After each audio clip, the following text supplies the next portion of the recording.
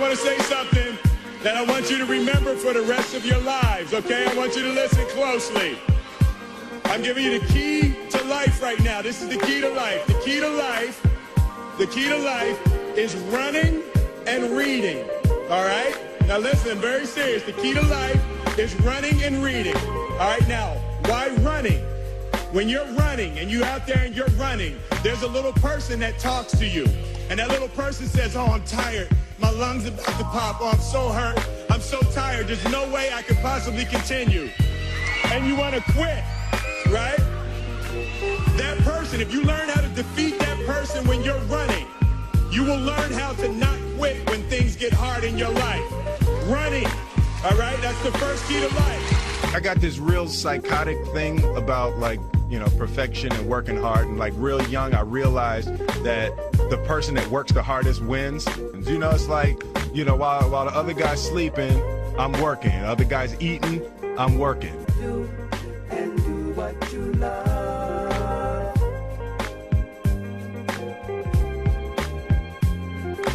Love what you do and do what you love. The reason that reading is so important, there have been millions and billions and billions and gazillions of people that have lived before all of us. There's no new problem you could have with your parents, with school, with a bully, with anything. There's no problem you can have that someone hasn't already solved and wrote about it in a book. So the keys to life are running and reading.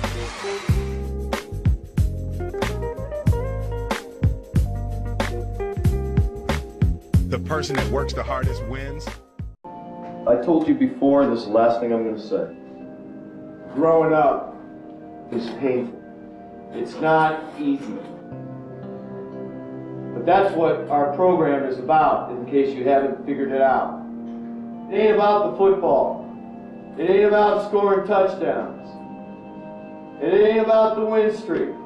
It's about moving you in a direction that will assist you and help you grow up.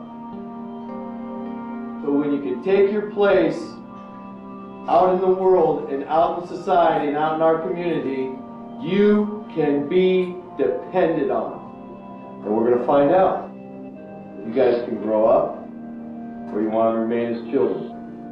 Just to clarify a little bit more about what coaches were talking about, what they're saying is there's an element missing on this team. What's missing? You know what's missing, they were talking about today. It's your heart, it's your guts, it's your belief in each other, it's your belief in the team. That's why there's that little voice in the back of your head thinking the shoe's going to drop and we're going to lose. And I think you're waiting for next week for it to happen. Everyone's talking to you saying, well, you can't win them all, and this streak is bound to go away, and you're bound to lose sooner or later, and I think you've all believed it. When it happens, you're all going to blame each other. That's what's going to happen. You're all going to blame each other. It wasn't me. I think you guys are petrified of modern day. I really do. I could see it in your faces. I could see it in your work ethic. I watched that modern day film all this week. And that team is beatable. By this team, by more than one touchdown. But you don't believe it. And that's really something that's going to have to change if we want to do this year and have a good season. I think we're not confident enough, especially with our linemen. You guys aren't confident in your abilities to make blocks and get downfield and hit people. I don't see why that is. We've been working since January. Everyone on our team, we just need to find something to play for. Just have a purpose to play for, whether it's for your teammates, for our coaches. So we owe them a lot. There's no way that we're going to lose this year if we do what we need to do. And right now, we're not doing that. And that's just going to have to change tomorrow if we want to get ready for next week. So I bet you that modern day is going to be, if I ever lost a team 2 years in a row, I want to tear somebody's head off.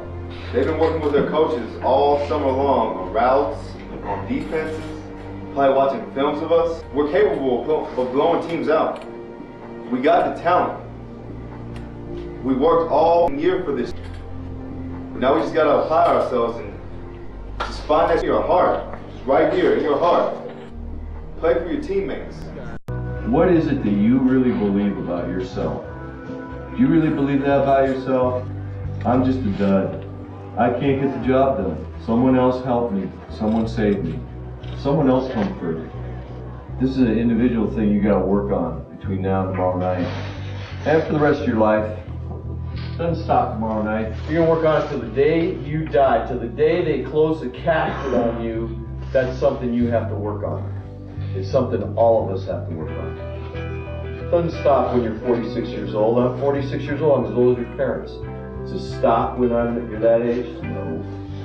Because you have to make commitments and promises your whole life. And you have to make new ones and different ones. You have to just keep growing. This is why you're here. This is why you're doing this. This is why we take this game seriously. It's not to keep a winning streak alive. It's to make you guys, to help you, to assist you, to try to point you in the right direction to be great people. Guys that can be depended on, guys with integrity, guys with honesty, guys that are tough, guys that are hard. That's our job. Not just to help you guys be that way, to keep trying to make ourselves that way too. We're not asking anything of you that we're not trying to do ourselves. You better get ready for this game. It's going to be a tough one. They're going to hit you too. Those guys will hit. Focus on what I'm going to tell you. I spent all weekend studying this team. What I'm going to give you are all the tendencies and things I found out about this team. This is where the ballers step out. NCS time is when the football players step forward. And all the mediocre guys kind of just fade back. And let the ballers take over. Now, which one do you want to be? Or you? Or him? Or you? You're down the stretch. You're fighting for an undefeated season. You don't want to end your season with a loss. You could lose during the season sometimes and rebound and right yourself again. You lose this, you end the season on a loss, that you can't right yourself. That's the end of it. You can't come back and redeem yourself. You don't want to lose these next 2 games. You want to prep as best you can and focus yourself and really go after it. We've lost games in the regular season in the past and rebounded and won the NCS titles. And that's all good. That was all okay. That means we got better.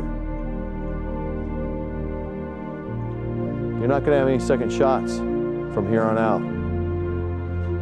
This is it. I'm kind of, starting to get a little bit sad about leaving because I don't want to leave this team and I don't want to leave all of my friends out here.